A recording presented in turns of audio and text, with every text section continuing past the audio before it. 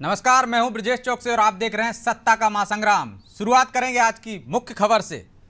मुख्य निर्वाचन पदाधिकारी की प्रेस कॉन्फ्रेंस हुई है। अभी हाल ही में प्रदेश में मॉक पोल सफलतापूर्वक संपन्न हुआ, चुनाव आयोग ने बताया। चुनाव आयोग की प्रेस कॉन्फ्रेंस हुई अभी। कुछ बीयू, सीयू, वीवीपैट में शिकायत मिली है। प्रदेश में शांतिपूर्ण चल रहा है मतदान। सबसे ज्यादा पोलिंग बालाघाट में 35.64% पोलिंग हो चुकी है अब तक।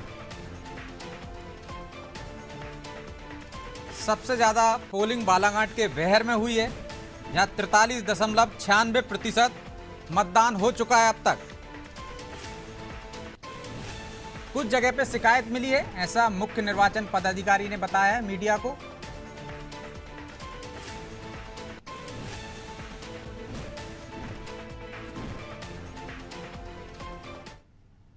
चलिए, और मतदान को लेकर चर्चा में हमारे साथ मौजूद हैं वरिष्ठ पत्रकार सुरेश शर्मा जी, हमारे सहयोगी मनोज वर्मा, और कुछ ही देर में हमारे साथ जुड़ेंगे कांग्रेस नेता और बीजेपी के नेता भी। शर्मा जी, नक्सल प्रभावित क्षेत्र कहा जाता था पहले कभी बालाघाट को, अब तो कम है। हालांकि वही एक क्षेत्र है, एक जिला है जहां प्रभावित है अभी भी आंशिक रूप से नक्सलवाद, लेकिन वहीं से सबसे अच्छी खबर आ रही, मतदान प्रतिशत बढ़ा है। और हमने देखा है कि बीजेपी ने किस तरह से मतदान प्रतिशत बढ़ाने के लिए तैयारियां की थी, अपने कार्यकर्ताओं को जिम्मेदारी दी थी कि सुबह 6 बजे उठना है और मतदाताओं को उठाकर मतदान केंद्र तक ले जाना है। तो मतलब असर दिख रहा है। देखिए, जब भी ज्यादा मतदान होता है तो ये माना जाता है कि जो राजनीतिक पार्टी अपने कार्यकर्ताओं के माध्यम से मतदान कराने के लिए प्रयास कर लेगी, उसके फेवर में चला जाएगा। जी। कांग्रेस ने अपनी सक्रियता पूरे चुनाव में छिंदवाड़ा को छोड़ करके कहीं नहीं दिखाई, वो भी केवल कमलनाथ जी के परिवार ने वहां सक्रियता दिखाई है। बाकी पूरी पार्टी की सक्रियता, पार्टी के नेताओं के दौरे या इंटरनल कोई बैठकें या बहुत ज्यादा कोई जनता को मोटिवेट करने की बातें जो है, मुझे तो कम से कम नहीं सुनने को मिली। और मेरे जितने भी परिचित लोग हैं, सबने कहा कि कांग्रेस बहुत ज्यादा धीमी गति से काम कर रही है। एक विषय हमारे उसमें आता है। दूसरा दूसरा ये है कि जो नक्सल प्रभावित क्षेत्र थे, लांजी, बैहर और ये सब आसपास वाले, तो इनमें मतदान का जो मामला है वो चूंकि 1 घंटा पहले खत्म होने वाला है, बिल्कुल। इसलिए लोगों के दिमाग में ये बात है कि हमें ज्यादा से ज्यादा मतदान करने के लिए और एकदम से जनता का मोबिलाइजेशन कराना चाहिए। इसलिए ज्यादा मतदान की स्थिति, क्योंकि सबको मालूम है धूप है, दोपहर में मतदान का प्रतिशत कम हो जाएगा और फिर जो है थोड़ा धूप खत्म हो जाएगी तो वो 7 बजे तक चलेगा और 7 बजे के आखिरी दौर में शायद वहां भीड़ रह सकती है। ऐसा ऐसा हम सब लोगों का मानना है। ऐसा आमतौर से देखा भी गया है पहले।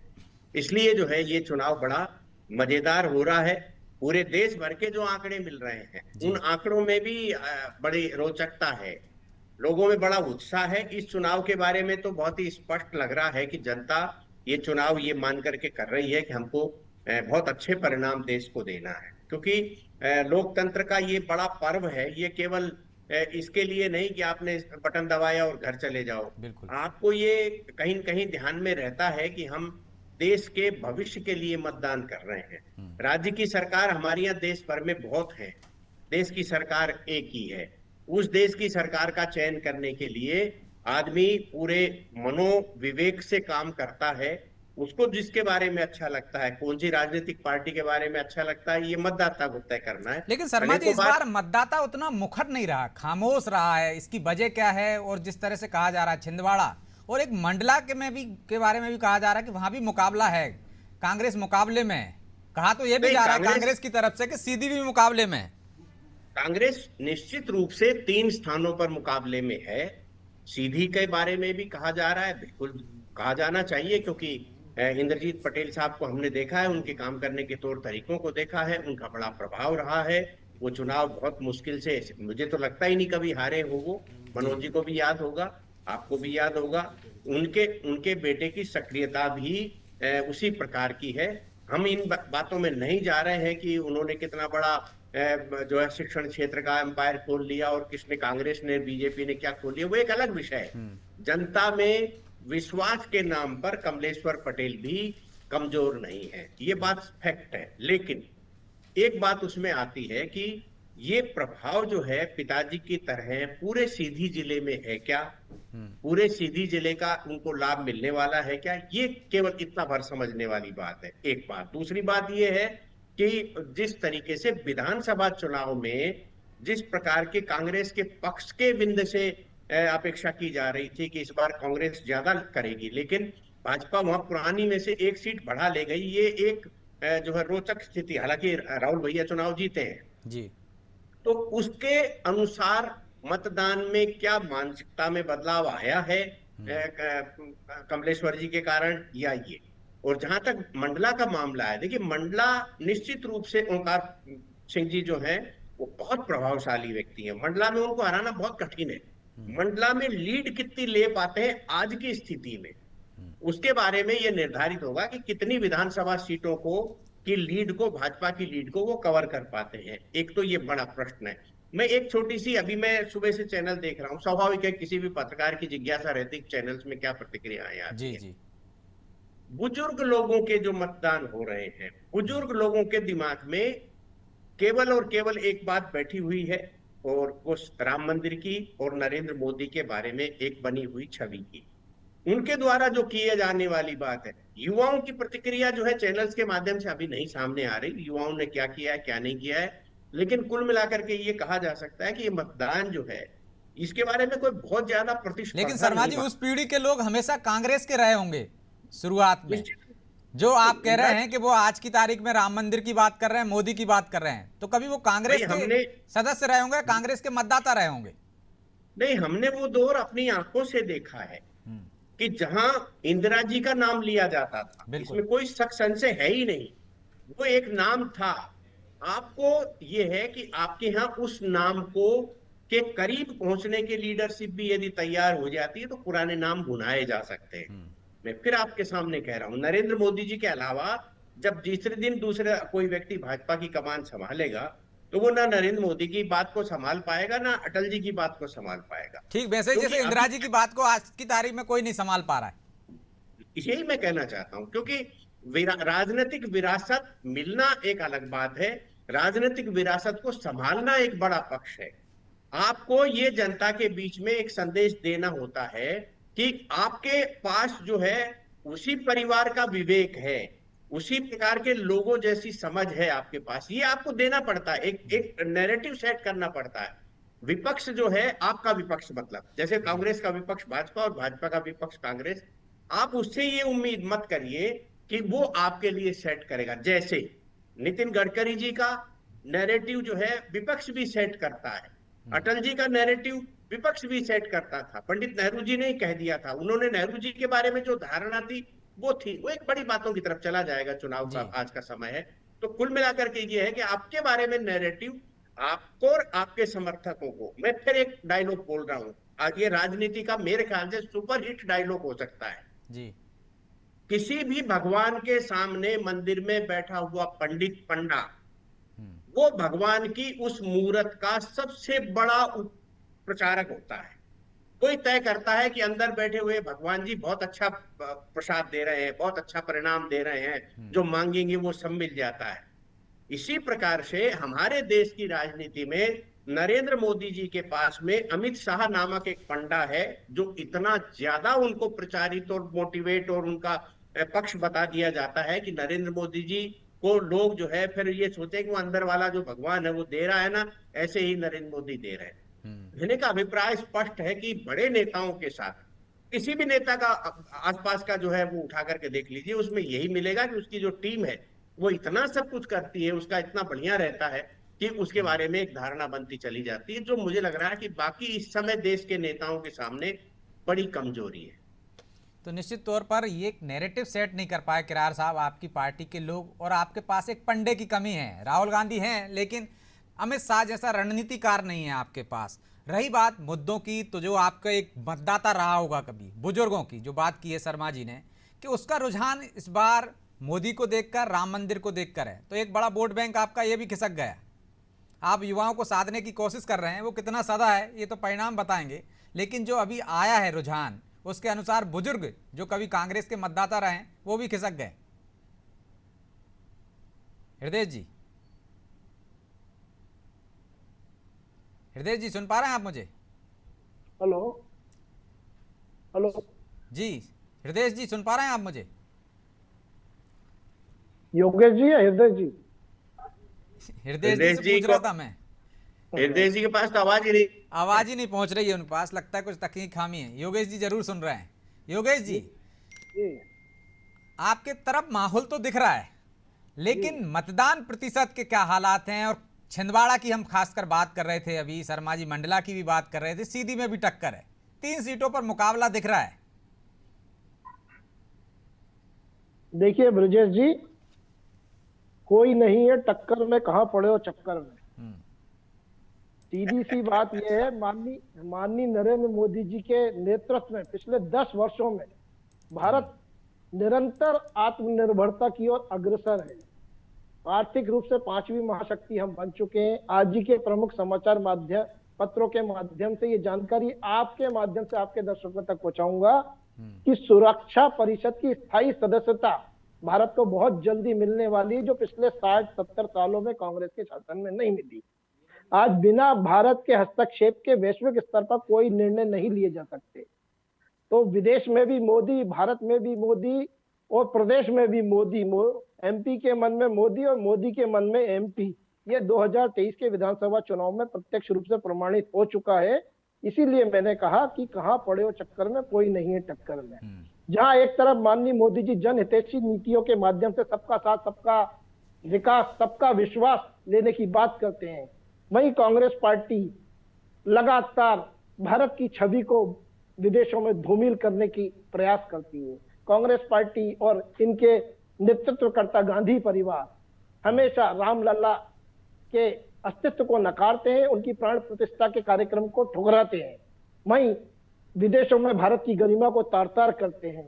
भारत की जितनी भी संवैधानिक संस्थाएं, चाहे वो चुनाव आयोग हो या उच्चतम न्यायालय हो या लोकतांत्रिक जितनी भी संस्थाएं, उन पर आक्षेप लगाने का निरंतर काम कांग्रेस और उनके नेता करते आ रहे हैं। भारत और प्रदेश की जनता ये निरंतर देख रही है कि हाल ही में ये महंगाई की बात करते हैं, 7.25 से पिछली 2 तिमाही में लगातार महंगाई की दर। योगेश जी मैं आपको रोक रहा हूं, बड़ी खबर आ रही है शहडोल और सीधी से, बड़ी खबर आ रही है शहडोल से। ग्रामीणों ने चुनाव का बहिष्कार किया है। सुबह 7 बजे से अब तक एक भी वोट नहीं पड़ा।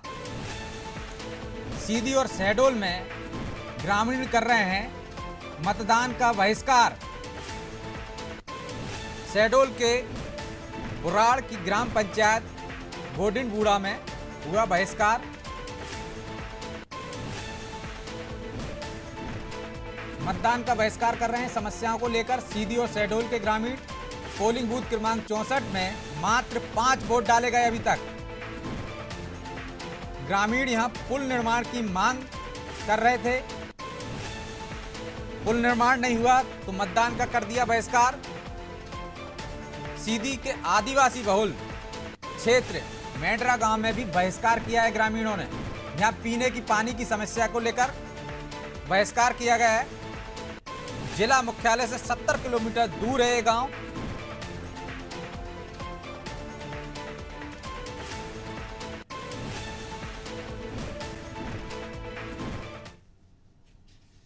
लगातार इस तरह की खबरें आ रही हैं। बालाघाट में हेलीकॉप्टर से नजर रखी जा रही है, ये भी एक बड़ी खबर आई है। बालाघाट में नक्सल प्रभावित क्षेत्र है, इस कारण हेलीकॉप्टर से नजर रखी जा रही है। मतदान केंद्रों पर नजर रखी जा रही है ताकि नक्सली किसी घटना को अंजाम ना दे सकें।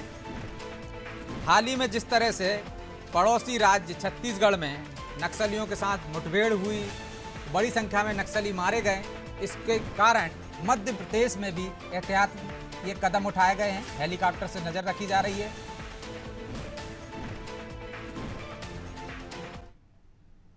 चलिए, तो योगेश जी आप अपनी बात पूरी कीजिए। और ये भी जानना चाहूँगा मैं आपसे कि लगातार आप सरकार में हैं, लेकिन इस तरह की खबरें आ रही हैं कि पानी की समस्या को लेकर, पुल की समस्या को लेकर लोग बहिष्कार कर रहे हैं। नहीं देखिए ब्रजेश जी, 1 या 2 बूथों पर अगर इस प्रकार की कोई मतदाताओं ने कोई निर्णय लिया है तो बहुत ही दुर्भाग्यपूर्ण है। मैं आपके चैनल के माध्यम से सभी मतदाता बंधुओं से आग्रह करूंगा कि भारत के पुनर्निर्माण के लिए 2024 का मतदान नहीं है, 2029 के लिए मतदान नहीं हो रहा, ये हो रहा है 2047 के विकसित भारत के लिए मतदान। तो इस मतदान की प्रक्रिया में जरूर भाग लें और अपने अधिकार का प्रयोग करते हुए अपनी पसंद की सरकार चुनने के लिए मतदान अवश्य करें, ये मेरा निवेदन है। और रही बात नल जल हालांकि योजना प्रशासन के भी माध्यम वहां भी लगा हुआ है, सक्रिय है, कोशिश चुनाव कर आयोग रहा ने है कि काफी- लोग हाँ, बस चुनाव बहिष्कार आयोग ना ने करें। काफी जी चुनाव आयोग ने काफी चाक चौबंद प्रबंध किए हुए हैं और बधाई के पात्र हैं चुनाव आयोग। इसलिए मैं निश्चित रूप से उनको बधाई देना चाहूंगा कि आज कई जगहों पर ऐसी व्यवस्थाएं हुई हैं जो आज तक संसदीय इतिहास में देखने को नहीं मिली है। और नक्सल प्रभावित क्षेत्र जो बस्तर है, बालाघाट है, जो अलीराजपुर है, वहां पर मतदान का प्रतिशत कुछ प्रभावित हुआ है। और कुछ प्रभावित होने का एक कारण और भी है ब्रजेश जी कि गर्मी भी अपनी चरम पर है। बिल्कुल। तो निश्चित रूप से मैं समझता हूं कि 4 बजे के बाद जैसे जैसे थोड़ा गर्मी का प्रभाव कम होगा, मतदान का प्रतिशत भी बढ़ेगा और अपेक्षा के अनुरूप मतदान भी होगा।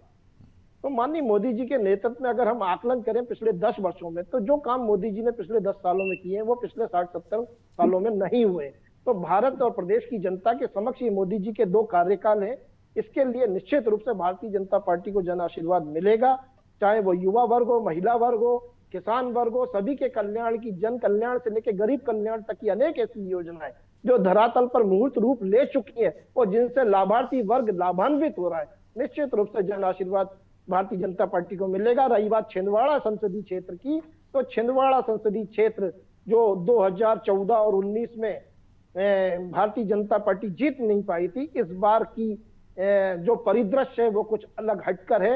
लगभग महाकौशल और छिंदवाड़ा क्षेत्र से 5000 से ज्यादा प्रभावशाली कांग्रेस के नेताओं ने और जिला पदाधिकारियों ने भारतीय जनता पार्टी की सदस्यता ली है, जिसमें कुछ वर्तमान विधायक हैं, कुछ महापौर हैं और कुछ कमलनाथ जी की टीम के वो हिस्से हैं जिनकी दम पर चुनाव जीता करते थे कमलनाथ जी।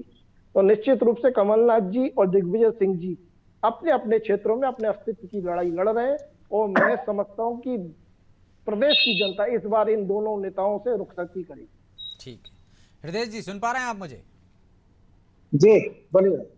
एक तो योगेश जी ने कहा है मोदी के नाम पर 10 साल में जो काम किए केंद्र सरकार ने, उसके नाम पर मतदाता मतदान कर रहे हैं और उसका लाभ बीजेपी को मिलेगा। शर्मा जी कह रहे थे आपके पास रणनीतिकार नहीं है, कोई नैरेटिव सेट नहीं कर पाते हैं, जिस तरह से अमित शाह हैं बीजेपी के पास, उस तरह से राहुल गांधी के पास कोई नहीं। और जो एक बड़ा वर्ग था, बुजुर्गों की हम बात करें, जो कभी कांग्रेस का मतदाता रहा है, वो भी खिसक गया है इस बार।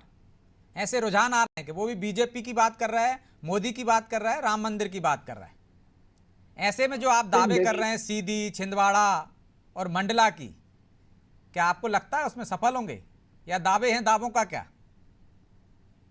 नहीं, ये देखिए, आप ना भारतीय जनता पार्टी की आप बात कर रहे हैं तो भारतीय जनता पार्टी के पास जुमलों के अलावा कुछ भी नहीं। जैसा कि आपने देखा होगा कि जिस ढंग से खींच भरा इनका जो मुख्यमंत्री आपके 10 दिन तक है ना छिंदवाड़ा में रुक रहे हैं, अमित शाह और पूरी टीम वहां लगी हुई है, तो ये इनका डर और बोखलाहट समझ में आ रही है कि आखिर छिंदवाड़ा में हम क्यों नहीं जीत पा रहे हैं। तो छिंदवाड़ा तो हम जीत ही रहे हैं, साथ में हमने मंडला और सीधी और बालाघाट में भी देखा होगा कि जिस ढंग से कांग्रेस पार्टी रणनीति के तहत काम कर रही है, राहुल जी का जो विजन है, राहुल जी की जो न्याय यात्रा निकली है और इंडिया अलायंस के जो एकजुटता दिख रही है, उस हिसाब से प्रदेश के अंदर कभी मोदी जी के विकास की बात करें तो ना प्रदेश के अंदर 18 साल की सरकार भारतीय जनता पार्टी डबल। हृदय जी आप छिंदवाड़ा की बात कर रहे हैं तो छिंदवाड़ा से ही एक बड़ी खबर आ रही है, छिंदवाड़ा से बड़ी खबर आ रही है।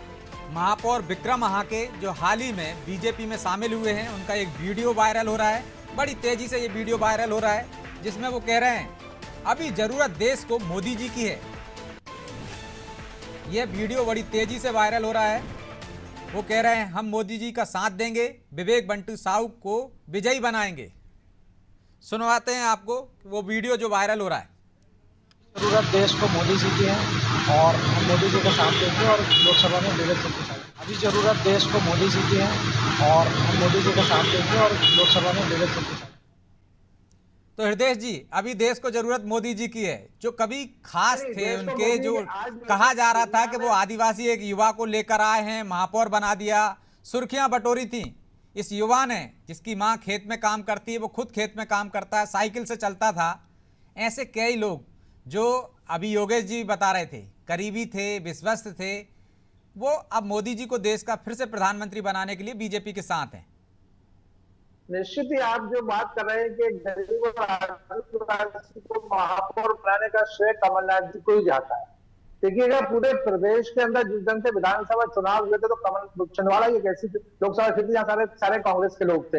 अभी जो प्रपंच और जो पुराना प्रोपोगंडा जो बीजेपी कर रही है और जो तोड़ के विधायकों को तोड़ना है, जो महापौर को तोड़ना है, तो वीडियो वायरल करने का इसकी हताशा और निराशा भारतीय जनता पार्टी की जग जाहिर हो चुकी है कि छिंदवाड़ा में बुरी तरह हार है।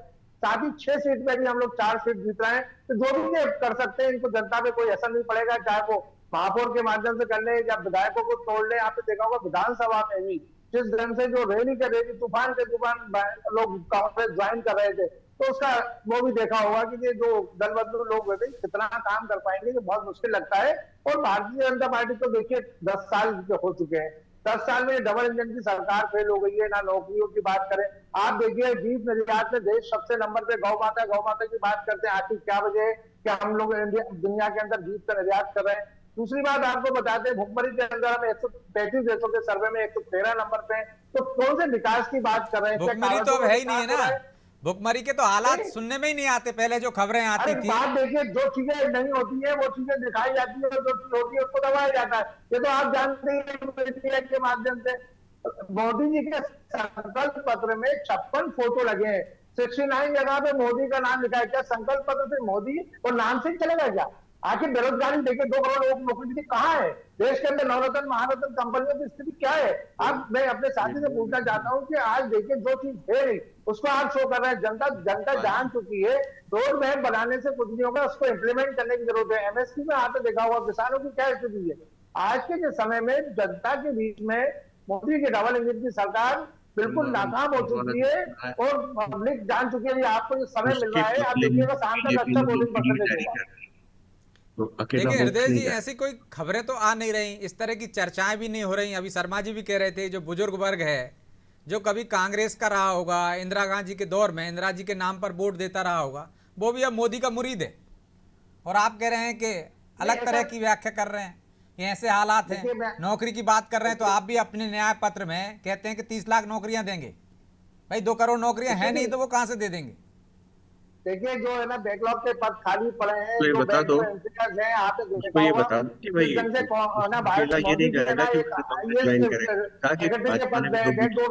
क्या है ये देश के अंदर? आईएएस की स्थिति आप देख रहे हैं क्या है?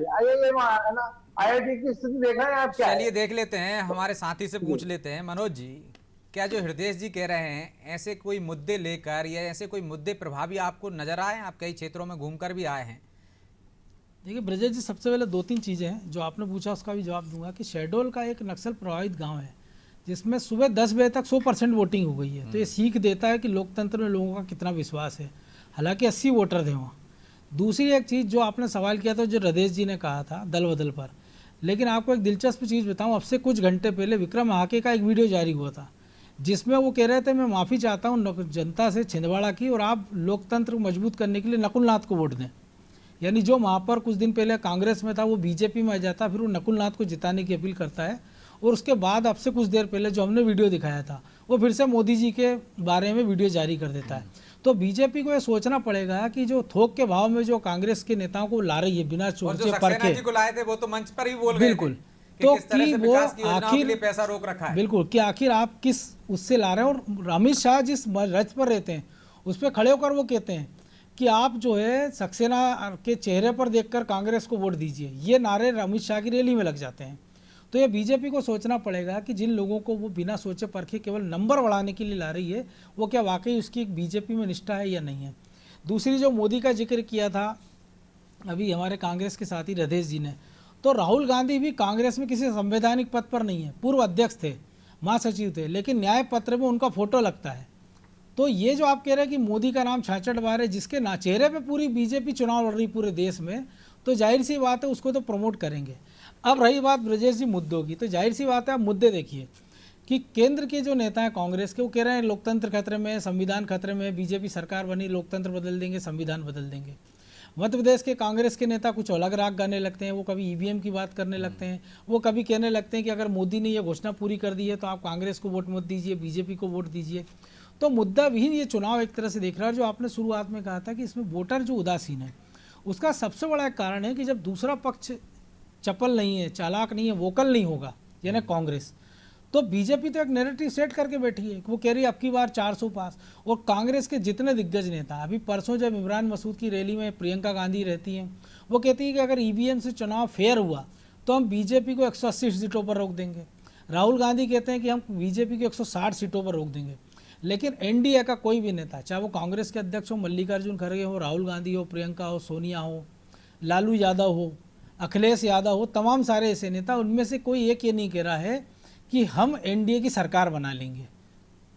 तो ये सबसे एक बड़ी दिलचस्प बात है। आप देखिए कांग्रेस जो सबसे बड़ा दल है एनडीए का, वो कह रहा हम साल की 30 लाख नौकरी देंगे। लेकिन आरजेडी जो 25 से भी कम सीटों पे चुनाव लड़ रहा है बिहार में, वो कह रहा हम 1 करोड़ नौकरियां देंगे।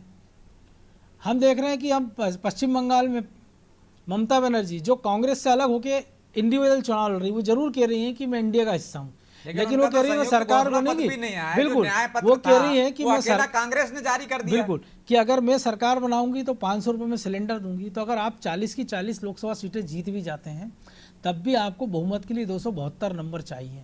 तो अब ये वो दौर तो बचा नहीं है कि देवगढ़ा का, चंद्रशेखर का, कि आपके पास 30, 40, 50 सांसद हैं और आप मुख्यमंत्री, प्रधानमंत्री बन सकते हैं।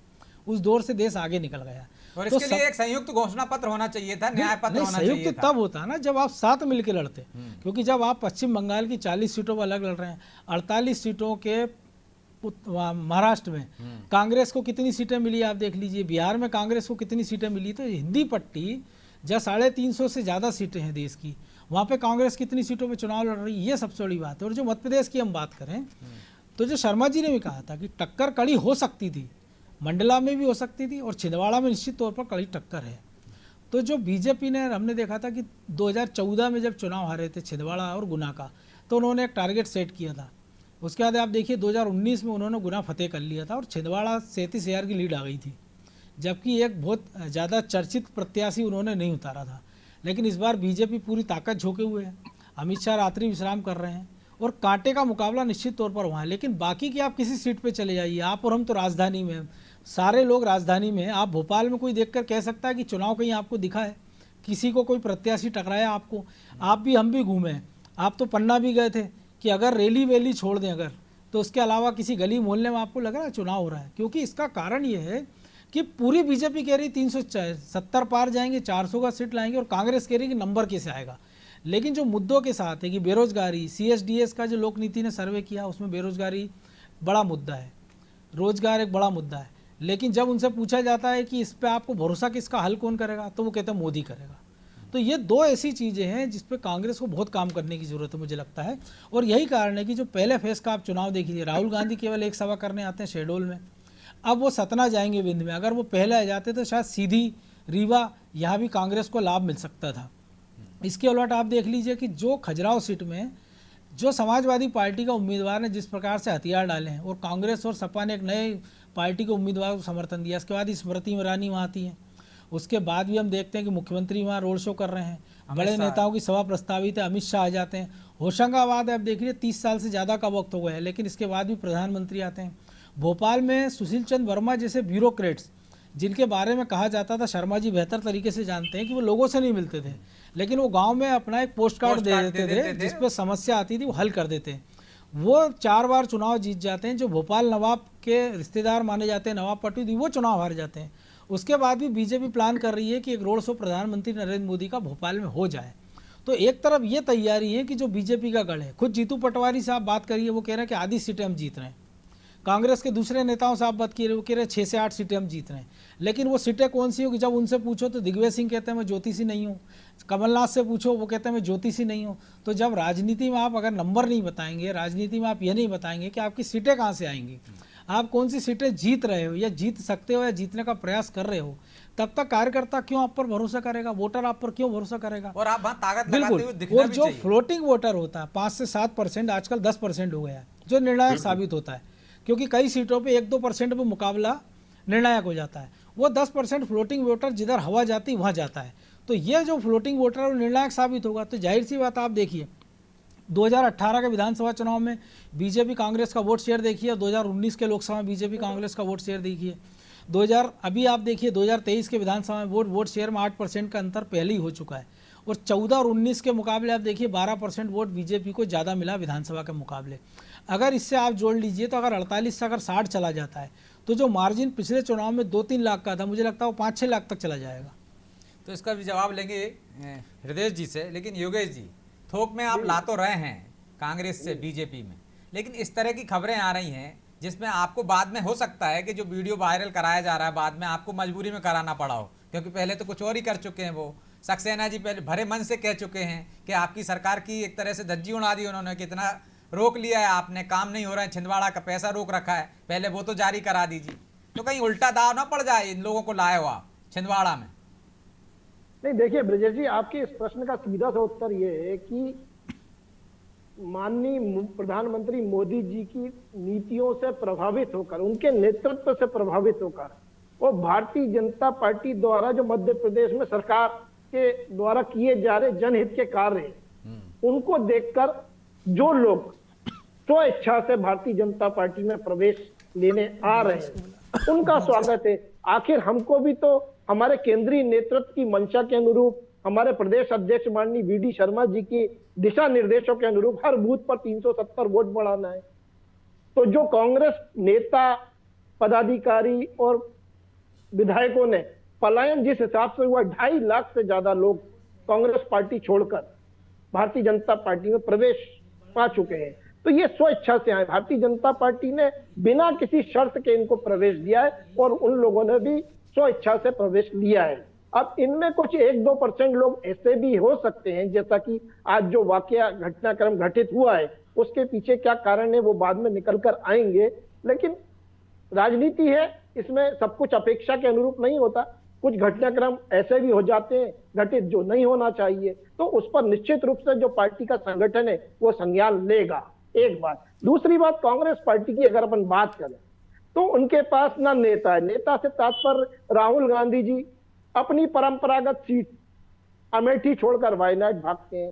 प्रियंका जी लड़की हूं, लड़ सकती हूं, रायबरेली से नहीं लड़ेंगी। जीतू पटवारी जी प्रदेश कांग्रेस अध्यक्ष है, उनको चुनावी रण में होना चाहिए था, मगर पराजय का भाव उनके चेहरे पर स्पष्ट नजर आता है और वयोवृद्ध जो 2 राजनीतिज्ञ हैं उनको ठिकाने लगाने की मंशा के अनुरूप उनको उनके संसदीय क्षेत्र में उलझा दिया और वो उलझा के वहां से तो मजा ले रहे हैं बाहर बैठ के। ना तो वो उनके संसदीय क्षेत्र में जा रहे हैं और ना वो लोग इनको बुला रहे हैं। तो निश्चित रूप से कांग्रेस पार्टी के अंदर अब नीति की बात करें तो राहुल गांधी जी विधानसभा चुनावों के दौरान भारत जोड़ो यात्रा निकालते हैं। आपको आवाज आ रही है ब्रजेश जी? जी आ रही है, बोलिए। हाँ, और लोकसभा चुनाव के दौरान न्याय यात्रा निकालते हैं, जबकि समय होता है चुनावी समर का, संगठनात्मक कसावट का, कार्यकर्ताओं को दिशा निर्देश देने का और खुद पार्टी और कार्यकर्ताओं से सतत संवाद करने का। तो संवादहीनता की जो परंपरा कांग्रेस में वर्षों से चली आ रही है वो एक इनके पतन का बहुत बड़ा कारण है। वहीं दूसरी तरफ हमारे माननीय प्रधानमंत्री मोदी जी हो या गृह मंत्री अमित शाह जी, बूथ से लेकर मंडल अध्यक्ष तक और पार्टी संगठन के छोटे से बड़े पदाधिकारी तक कभी वर्चुअली कभी सतत संवाद के माध्यम से हमेशा संवाद करते हैं कार्यकर्ताओं से। तो इससे कार्यकर्ता का भी मनोबल बढ़ता है, कार्यकर्ता भी उत्साहित होता है और निश्चित रूप से अपने तन मन धन से वो संगठन की मंशा के अनुरूप कार्य को अंजाम देता है, तत्पश्चात रिजल्ट निकल कर आते हैं। ये तो अपनी रणनीति होती है ना योगेश जी। जी। यदि हम जीतू पटवारी की बात करें जो आप कह रहे हैं कि वो चुनाव नहीं लड़ रहे हैं, तो ऐसे तो कह भी सकते हैं कि राष्ट्रीय अध्यक्ष आपके जेपी नड्डा भी नहीं लड़ रहे हैं, क्योंकि वो कह रहे हैं कि हमें पूरे संगठन को देखना है, पूरे देश में अपने लोगों को चुनाव लड़ाना है। तो जीतू पटवारी भी कह सकते हैं कि साहब मुझे तमाम संगठन को सक्रिय करना है, बाकी के लोगों को चुनाव लड़ाना है। नहीं, जेपी नड्डा जी राष्ट्रीय अध्यक्ष हैं, वो राज्यसभा से सांसद चुन लिए गए, तो उनके संबंध में तो ये बात क्लियर है। और उनके अलावा माननीय प्रधानमंत्री लड़ रहे हैं, गृह मंत्री लड़ रहे हैं, हमारे प्रदेशों के सारे मुख्यमंत्री के नेतृत्व में सारे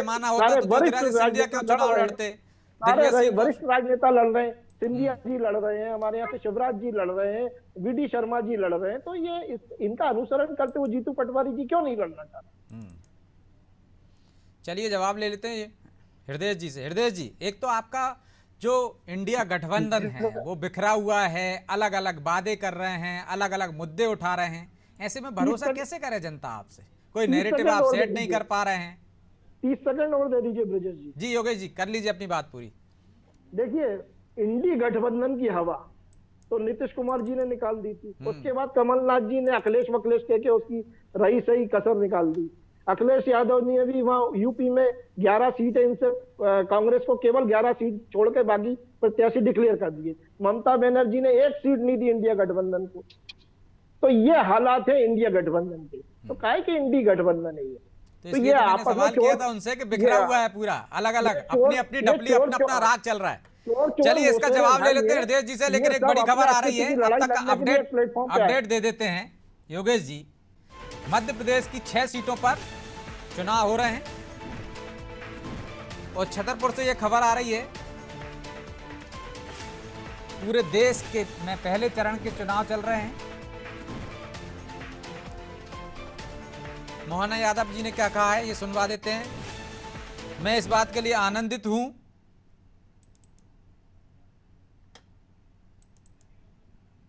चलिए सुनवाते हैं क्या बोल रहे हैं मुख्यमंत्री डॉक्टर मोहन यादव। पूरे देश में पहले चरण का चुनाव चल रहा है। लोकसभा के महायज्ञ में एक तरह से सभी मतदाता अपने अपने ढंग से आहुति दे रहे हैं। मैं इस बात के लिए आनंदित हूं कि लगभग 1 करोड़ 9 लाख से ज्यादा मतदाता हमारे अपने प्रदेश के अंदर 6 लोकसभा सीट सीधी, शहडोल, छिंदवाड़ा, जबलपुर, मंडला, बालाघाट यहाँ वोट डल रहा है और जो मेरी जानकारी में अभी तक 30% से ज़्यादा वोट डल चुका है। मैं उम्मीद कर रहा हूँ कि जिस प्रकार से जनता का प्यार दुलार माननीय मोदी जी को मिल रहा है, ये हम सब के लिए उत्साह बढ़ाने वाली बात है। इस बार हमारा अपना माननीय मोदी जी के माध्यम से जो चुनाव अभियान प्रारंभ हुआ, एक एक करके धीरे धीरे चारों तरफ से अनुकूल समाचार मिल रहे हैं। मैं अपनी ओर से मतदाताओं का आभार भी मानता हूं, लेकिन ये उम्मीद करता हूं कि हमारे कार्यकर्ता अपने मतदान केंद्र पर एक एक वोट डला करके भाजपा को प्रचंड बहुमत से जिताएंगे। 2014 में 27, 2019 में 28, इस बार 29 की 29 लोकसभा सीट हम जीतेंगे, ये हम कामना कर रहे हैं। मध्य प्रदेश की जनता से अपील भी करना चाहूँगा, सरकार आपके साथ खड़ी है। किसी प्रकार का लोभ, लालच, दबाव या कोई अनावश्यक माहौल बनाता तो प्रशासन सजग है, आपके साथ खड़ा है। हमारी मध्य प्रदेश की जनता शांतिपूर्ण जनता है और अपना दायित्व का निर्वहन करेगी। और मोदी जी ने जिस ढंग से देश को आगे बढ़ाया, भारत की प्रगति में जो उन्होंने रोल अदा किया है, विश्व के सर्वमान्य नेता के रूप में वो स्थापित हुए हैं। हम उम्मीद करेंगे फिर एक बार मोदी सरकार। फिर आई एक बार मोदी सरकार। डॉक्टर मोहन यादव को सुन रहे थे आप, कह रहे थे कार्यकर्ता बीजेपी को प्रचंड बहुमत में से जिताएंगे, लगातार सक्रिय हैं और मतदान प्रतिशत पर भी उन्होंने संतुष्टि जाहिर की। कहा 1 करोड़ 9 लाख से ज़्यादा मतदाता मतदान कर रहे हैं। चलिए हृदय जी आपकी बात पूरी कीजिए। बिखरा हुआ है आपका विपक्ष। देखिए है ना, ये सिर्फ है ना, मैं फिर कह रहा हूँ कि भारतीय जनता पार्टी की जुमलेबाजी की बात करती है कि हमारे योगेश जी ने कहा कि राजनीति है, राजनीति में क्या है। देखिए, महापौर को जिस ढंग से प्रेशर में करके उन्हें बात की है, वो पहले कहना कनकपुर नाची को जिताने के बाद में उनका वीडियो आता है और वीडियो के बाद में वो अपनी बात को कहते हैं। तो इस बात का अंदाज लगा लीजिए कि कितना ज्यादा, और जैसे मोहन यादव जी ने कहा सरकार आपके साथ है, तो इसका सरकार का उपयोग क्या हो रहा है ये आप जानते ही हैं। जिस ढंग से कांग्रेस के जो लीडर नेता लोग भारतीय जनता पार्टी में जा रहे हैं, उनको अपनी स्थिति पता है। पहले दिन उनका है ना दामाद की तरफ स्वागत होता है, दूसरे दिन उनकी स्थिति कहाँ होती है, कहाँ जाते हैं, आपने देखा होगा पचौरी जी चौथी लाइन में बैठे हुए हैं। और जो नेता गए उनकी क्या स्थिति है ये सब आप जानते हैं। रही बात बिकते उसके हमारे संगठन की, तो